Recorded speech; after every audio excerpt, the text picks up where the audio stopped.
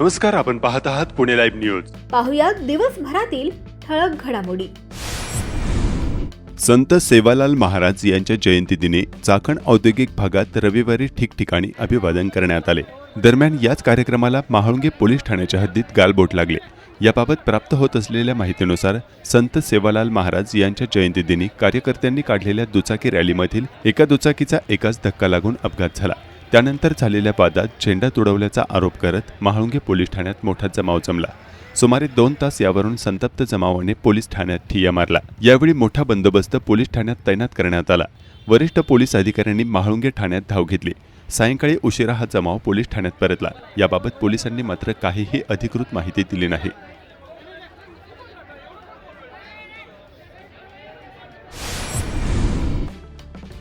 किवळे तालुका खेड येथील म्हसेमळा परिसरात रात्री 4 चाकी मोटार आणि दुचाकीच्या अपघातात दुचाकीस्वार ठार झाल्याची घटना घडली आहे. नवनाथ दशरथ म्हसे वय 42 राहणार किवळे तालुका खेड जिल्हा पुणे यांचा मृत्यू झाला. पाईट बाजूकडून येणारी मोटार क्रमांक MH14 MV 1747 आणि समोरून दुचाकीवरून येणारे नवनाथ म्हसे यांच्यात म्हसेमळा घाटेवस्ती परिसरात जोराची धडक झाली. अपघातानंतर स्थानिक नागरिकांनी म्हसे यांना तातडीने चांडोली येथील ग्रामीण रुग्णालयात दाखल केले. मात्र उपचारापूर्वीच त्यांचा मृत्यू झाला. या प्रकरणी महिंद्रा कंपनीची XUV 700 गाडी क्रमांक MH14 MV 1747 या वाहनावरील चालक रामदास चंद्रकांत कारले राहणार चांदूस तालुका खेड जिल्हा पुणे यांच्यावर खेड पोलिसांत गुन्हा दाखल करण्यात आला आहे. तर खेड पोलीस अधिक तपास करत आहेत. वारकरी गुरुकुल शिक्षण संस्थेत शिकणाऱ्या 14 वर्षीय विद्यार्थ्याचे अपहरण केल्याची घटना केडगाव तालुका खेड येथे घडली. अभय श्रीराम पोळघट वय 14 राहणार पसायदान वारकरी गुरुकुल शिक्षण संस्था केडगाव असे अपहृत बालकाचे नाव आहे. ही घटना शुक्रवारी 13 फेब्रुवारी रोजी दुपारी 12:30 ते 2:30 दरम्यान येथील वारकरी शिक्षण संस्थेजवळ घडली आहे. याबाबत संस्था चालक रवी रामजी सुरडकर वय 34 राहणार केडगाव तालुका खेड मुळगाव कहाकर तालुका सोनगाव जिल्हा हंगोली यांनी आळंदी पोलीस ठाण्यात फिर्याद दिली आहे. चाकण शहरात कायदा व सुव्यवस्था प्रश्न उपस्थित झाला आहे. व्यावसायिकांची दुकाने फोडणे, हप्ता मागणे तसेच काही राजकीय गुंड प्रवृत्तीच्या लोकांच्या सांगण्यावरून व्यावसायिकांना त्रास देण्याचे प्रकार वाढले आहेत. याबाबत चाकण पोलीस स्टेशनमध्ये आज एक तक्रार देण्यात आली असून गुन्हेगारी प्रवृत्तींच्या सराईतांनी दुकानात शिरून तोडफोड केली आहे. चाकण शहरात कुठल्याही प्रकारे गुंडगिरीला वर डोकं काढू देणार नाही असे आश्वासन पोलीस देत आहेत. मात्र प्रत्यक्षात चाकण शहरात व्यावसायिकांवर त्यांच्या व्यवसायांवर हल्ले वाढले आहेत. जमीन लाटण्यासाठी जमीन मालकांना त्रास देण्याचे प्रकार देखील मोठ्या प्रमाणावर चाकण शहरात सुरू आहेत. चाकणमध्ये जुन्या भांडणाचा राग मनात धरून एका तरुणाचा बर्फ फोडण्याचा टोचा भुसकून आणि डोक्यात फरशी घालून खून करण्यात आला. या प्रकरणी पोलिसांनी सर्व 4 आरोपींना ताब्यात घेतला आहे. प्रथमेश शशिकांत माने वय 21 राहणार निघोजे तालुका खेड असे खून झालेल्या तरुणाचे नाव आहे.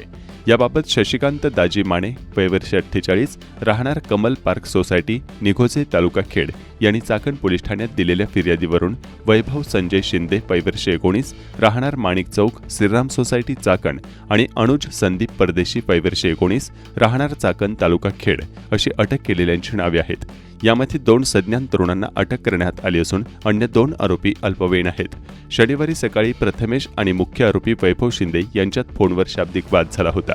यानंतर शिंदेने दुपारी प्रथमेशला बोलावून घेतले. शिंदे व त्याच्या साथीदारांनी बर्फ फोडण्याच्या टोचाने प्रथमेशच्या छातीवर वार केले तसेच फरशीने डोक्यात मारहाण करून त्याची हत्या केली.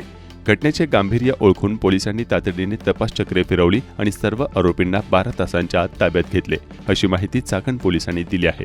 दरम्यान ज्या भागात हत्या झाली त्याच भागात यापूर्वी हत्या झाल्या आहेत. या भागात नेमके काय उद्योग चालतात, अनेक तडीपार गुन्हेगारांचा या भागात वावर का असतो, यांना नेमके कोणाचे अभय आहे, गुन्हेगारांचा वापर दहशत माजवण्यासाठी कोण करतात, याकडे पोलीस गांभीर्याने लक्ष देणार का, हा प्रश्न मात्र अद्याप कायम आहे. खेड तालुक्यात सर्वत्र महाशिवरात्र मोठ्या उत्साहात साजरी झाली. महाशिवरात्री निमित्त गावागावातील श्री महादेवाच्या मंदिरात मोठ्या प्रमाणात गर्दी झाली होती.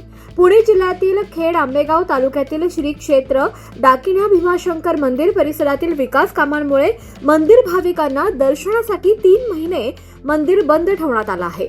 नेमकी याच काळात महाशिवरात्री आल्यानं आजवरच्या इतिहासात मंदिर प्रथमच दर्शनासाठी बंद ठेवण्यात आलं आहे. परिणामी भाविकांचा ओघ खेड तालुक्यातील विविध महादेव मंदिरांमध्ये पाहायला मिळाला. त्यामुळे तालुक्यातील सर्वच मंदिरांमध्ये मोठ्या प्रमाणात गर्दी झाल्याचे चित्र दिसत होतं. याबाबतचे सविस्तर वृत्त याच बातमीपत्राच्या अखेरीस पाहूया.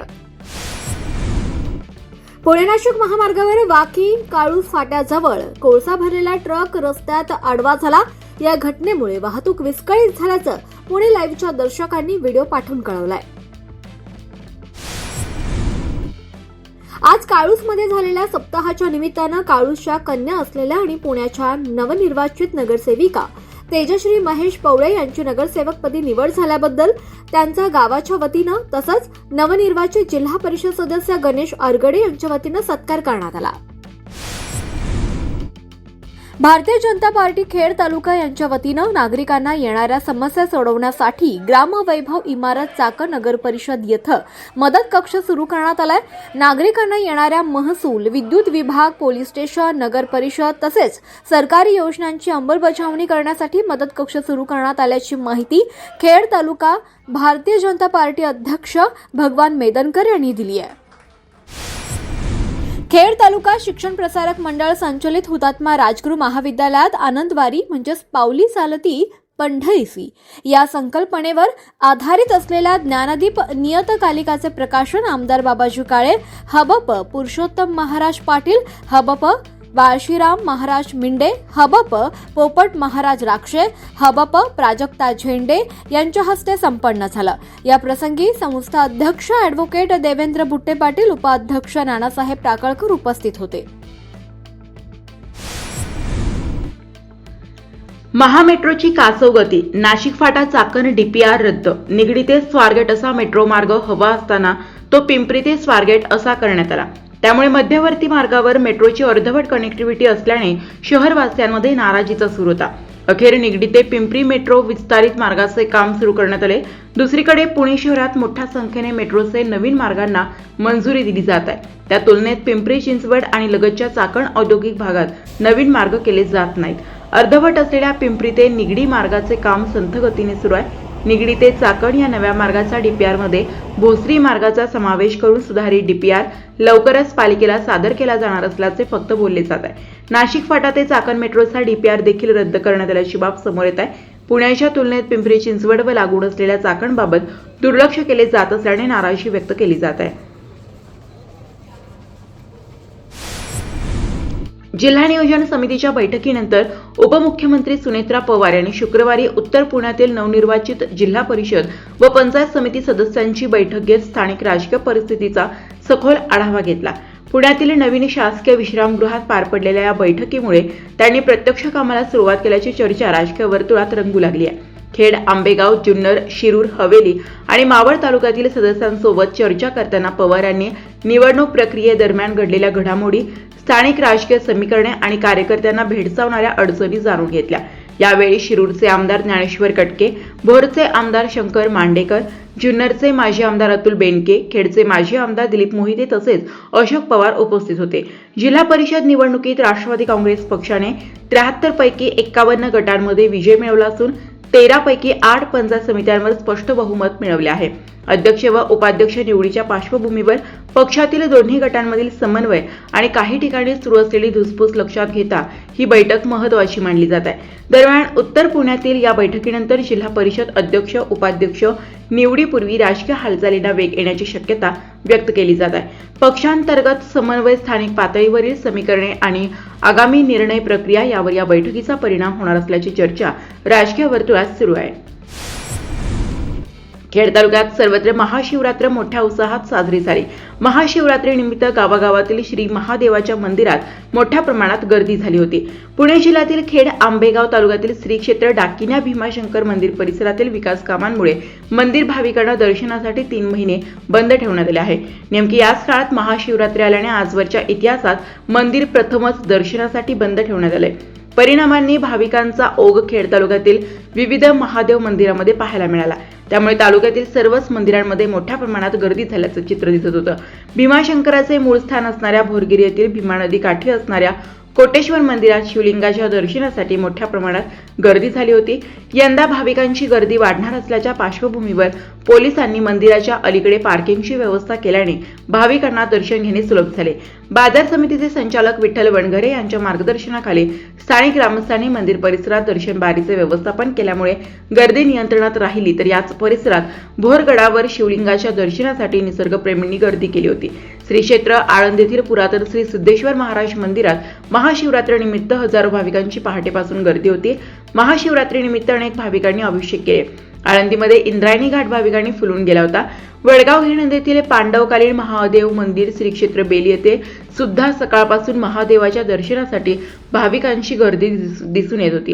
राजगुरुनगर येथील सिद्धेश्वर मंदिरात आणि चाकण येथील चक्रेश्वर मंदिरात सकाळपासून शहरवासियांसह परिसरातील वाड्या वस्त्यावरील भाविकांनी महिलांनी मोठी गर्दी केली होती. खेड तालुक्यात पश्चिम भागात अहिल्याबाई होळकर यांनी जीर्णोद्धार केलेल्या चासकमान धरण परिसरातील डोंगरावरील शंभो महादेव मंदिर, पाईट परिसरातील डोंगरावरील कुंडेश्वर मंदिर, थोरले बाजीराव पेशवे यांच्या सासूरवाडी ओळख असणाऱ्या काशीबाईचे माहेर असलेल्या चास येथे पेशव्यांनी बांधकाम केलेले भीमा नदी काठावरील सोमेश्वर मंदिर, गुळाणी परिसरातील वाकळवाडी येथील वाकळेश्वर मंदिर, वाळकेश्वर मंदिर, वाभगाव येथे महाराज यशवंतराव होळकर वाड्यासमोर अहिल्याबाई होळकर यांनी बांधलेले महादेव मंदिर, चाकण येथील प्राचीन चक्रेश्वर मंदिरात महाशिवरात्री निमित्ताने 1.5 ते 2 लाखांहून अधिक भाविकांनी दर्शनासाठी गर्दी केली होती. काळूस येथील काळेश्वर मंदिर, शेलगाव, वडगाव हिणंद, धानोर येथील पौराणिक वारसा असणारे महादेव मंदिर, भामासखेड धरण परिसरातील वाकीतर्फे वाडा येथील डोंगरावरील चक्रेश्वर मंदिर आदी मंदिरात दर्शनासाठी भाविकांनी तोबा गर्दी केली होती. आळंद येथील श्री सिद्धेश्वर महादेव मंदिर व ज्ञानेश्वर महाराज समाधी मंदिरात महाप्रसाद मंडळाच्या वतीने खिचडी महाप्रसादाचा लाभ दर्शनाला आलेल्या भाविक भक्तांनी घेतला. आळंदी मंदिरात गेली 4 वर्षांपासून महाशिवरात्र रोजी महाप्रसाद मंडळ व मंदिराच्या वतीने भाविकांना खिचडी वाटप करण्यात येते. खराबवाडी येथील हरिहरेश्वर मंदिरात भाविकांनी तोबा गर्दी केली होती. चाकण नगर परिषदेचे नगरसेवक व विरोधी पक्षनेते प्रकाश भुजबळ यांचा सालाबाद प्रमाणे बोलाई माता मित्र मंडळ या ठिकाणी येणाऱ्या भाविकांना खिचडीचा महाप्रसाद वाटप केले. जय भोले अमरनाथ सेवा मंडळ संस्थापक अध्यक्ष रामदास धनवटे यांच्या माध्यमातून खिचडी फराळ वाटप करण्यात आले. चक्रेश्वर तरुण मंडळ सोमेश्वर मंदिराजवळ खिचडी वाटप करण्यात आले. चाकण नगराध्यक्ष मनीषा गोरे व सर्व नगरसेवक यांच्या शुभ हस्ते चक्रेश्वर महाराजांची महाआरती करण्यात आली. राजगुरुनगरमधील नगराध्यक्ष मंगेश गुंडाळ व नगरसेवकांनी पालिकेच्या वतीने भाविकांना विविध सेवा सुविधा उपलब्ध करून दिल्या.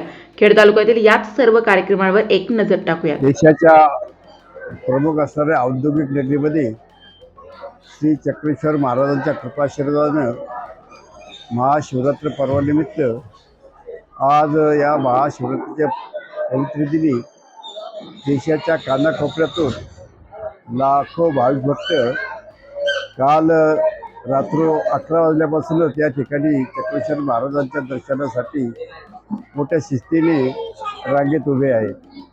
या महोत्सवाचं वैशिष्ट्य असं की महाराष्ट्रातील आणि देशातील कानाकोपऱ्यातील असंख्य माता भगिनी या ठिकाणी या दर्शनास येत असतात. या भावी भक्तामध्ये महिलांच्या आणि लहान मुलांची संख्याही अत्यंत लक्षणीय आहे. या यात्रेमध्ये या मंदिराने मंदिर परिसराची सुरक्षितता, पवित्रता व स्वच्छता राखण्याचं काम पिंपरी चिंचवड महानगरपालिकेच्या कार्यक्षेत्रातील पोलीस कमिशनर आणि त्यांच्या कार्यक्षेत्रातील चाकण पोलीस स्टेशन यांचं फार मोठं सहकार्य लाभलेलं आहे.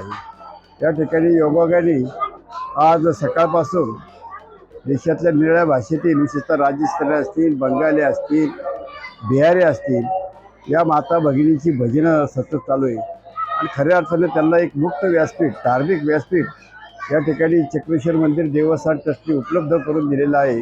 त्याच्यामध्ये त्यांना फार मोठा आनंद वाटत आहे. या ठिकाणी सर्व धर्माचे, सर्व जातीचे एकत्र बंधू भगिनी येत असतात आणि या ठिकाणी कोणता भेदाभेद नाही. चक्रेश्वर मंदिर देवस्थान ट्रस्टने भाविक भक्तांच्या सुरक्षिततेसाठी, त्यांच्या सुरक्षिततेसाठी अनेक उपाय योजले गेलेले आहेत. त्यामध्ये पिण्याचं पाणी, स्वच्छता, त्याचप्रमाणे पोलिसांचं योग्य ते संरक्षण आणि म्हणून या गोष्टीमुळे या ठिकाणी फार मोठ्या संख्येने भाविक भक्त येतात. यांच्या यंदाच्या महाशिवरात्र पर्वाचं निमित्त असं आहे की ही महाशिवरात्र पर्व रविवारच्या दिवशी आलेले आहे. रविवारी या भागातील औद्योगिक सुट्टी असल्यामुळं लाखो कामगार आपल्या कुटुंबासह आज देवदर्शनास आलेले. दुसरं या स्थानाचं वैशिष्ट्य असं आहे की या ठिकाणी 2 कमी 100वा हरिनाम सप्ताह सुरू आहे आणि या हरिनाम सप्ताहात भारताच्या आणि महाराष्ट्राच्या निळे आध्यात्मिकदृष्ट्या अनेक मान्यवरांची कीर्तनं झालेली आणि उद्या काल्याचा कीर्तन हे एकनाथ महाराजांचे जे काय वंशज आहे गोसावी महाराज त्यांच्या आधिपत्याखाली होणार आहे आणि म्हणून खऱ्या अर्थानं चाकणकरांचंच नव्हे तर महाराष्ट्रातील एक जागृत स्थान आहे. ज्याप्रमाणे आम्ही म्हणतो मोठ्या आदराने म्हणतो शिर्डीला साईबाबांची शक्ती आहे, आळंदीला ज्ञानेश्वर महाराजांची शक्ती आहे. चाकण आणि चाकणचा जो औद्योगिक विकास झालेला आहे तो या जगातील एक फार मोठी अग्रगण्य अशी औद्योगिक संस्था निर्माण झालेली आहे आणि मला वाटतं त्या औद्योगिक नगरीला श्री चक्रेश्वर महाराजांचा आशीर्वाद आहे आणि म्हणून या ठिकाणी निळ्या भाषेतील देशाच्या कानाकोपऱ्यातून म्हणजे काश्मीरपासून तर कन्याकुमारीपर्यंत, बंगालपासून तर राजस्थानपर्यंत देशाच्या निळ्या भागातील या ठिकाणी भाविक भक्त येत असतात. महाराष्ट्राच्याही कानाकोपऱ्यातून येत असतात. आज महाशिवरात्रीनंतर निमित्त मी सालाबादप्रमाणे गेले 15 वर्षापासून खिचडी वाटप हा कार्यक्रम करत आलो आहे आणि हा कार्यक्रम अविरत चालू राहील. मी असू नसू त्यानंतर सुद्धा हा कार्यक्रम चालू राहील ही मी सत्ता गावी देतो आणि खिचडी वाटपाचा कार्यक्रम कमीत कमी 7 ते 6 टन हा पूर्ण खिचडी वाटपाचा कार्यक्रम होता. तो आज या ठिकाणी आमचे अमरनाथ सेवा मंडळ चाकण आंबेडकर चौक यांच्या वतीनं 18 वर्ष पूर्ण झालेलं आहे. 19व्या वर्षामध्ये आम्ही पदार्पण केलेलं आहे. आम्ही दर सोमवारी सर्वांमान्याच्या दर सोमवारी येणाऱ्या 4 सोमवार किंवा 5 सोमवारी अन्नदान या ठिकाणी केलं जातं आणि महाशिवरात्रीला आज 18 वर्ष पूर्ण झालेलं आहे. महाशिवरात्रीला या ठिकाणी आम्ही अन्नदान केलं जातं.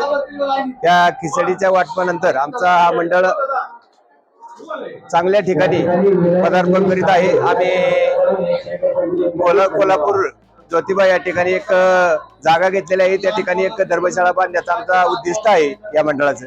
एवढं बोलून आमच्या मंडळाचे 19 वर्ष आहे. आम्ही अमरनाथला गेल्यापासून हा सामाजिक उपक्रम चालू केलेला आहे. चक्रेश्वर तरुण मंडळ देशमुखाळी यांनी दरवर्षीप्रमाणे यावर्षी सुद्धा खिचडी, लाडू, केळी आणि इतर प्रसाद वाटप केलेलेच आहे. हे सोमेश्वर मंदिर हे खूप पुरातन मंदिर आहे, शिवकालीन मंदिर आहे. सोमेश्वर ट्रस्टच्या वतीनं सुद्धा प्रसादाचं वाटप करण्यात आलेलं आहे. 2026 महाशिवरात्री निमित्त जय भोले अमरनाथ सेवा मंडळाचे संस्थापक अध्यक्ष रामदासआबा धनवटे यांच्या माध्यमातून आम्ही सर्व कार्यकर्ते त्यांच्या माध्यमातून काम करत असतो. दरवर्षी 4 धाम, दरवर्षी अमरनाथ अशा यात्रा करत असतो आणि आम्हाला तिकडलं जे तिथलं वातावरण पाहिलं जातं की तिथं कसं अन्नदान केलं जातं त्या पद्धतीने आम्ही इथं करण्याचा प्रयत्न करत असतो. धन्यवाद. जय भोले. पद्मश्री नामदेवराव ढसाळ स्मृती साहित्य संमेलन उत्साहात साजरे झाले. जिल्हा परिषदेचे सदस्य व बाजार समितीचे सभापती विजयसिंह शिंदे पाटील यांनी या अधिवेशनास हजेरी लावली. काम तुम्ही त्या ठिकाणी साहित्यिक मंडळींनी केले. याचा मी जरी राजकीय कार्यकर्ता आहे, आता मी जिल्हा परिषद सदस्य आहे, बाजार समिती सभापती आहे, पण तुम्ही जवळून जे महाराष्ट्राचं राजकारण बघतोय खऱ्या अर्थानं न भूतो न भविष्य अशा प्रकारच्या घडामोडी या राजकारणामध्ये त्या ठिकाणी घडतात. परंतु अशाही परिस्थितीमध्ये महाराष्ट्राचा सुसंस्कृतपणा, महाराष्ट्राच्या एक विचारशक्ती आणि महाराष्ट्राचे एक ज्ञानपीठ खऱ्या अर्थानं या साहित्यिक मंडळींनी त्या ठिकाणी जपून ठेवलंय. नमस्कार, आपण पाहत आहात पुणे लाईव्ह न्यूज.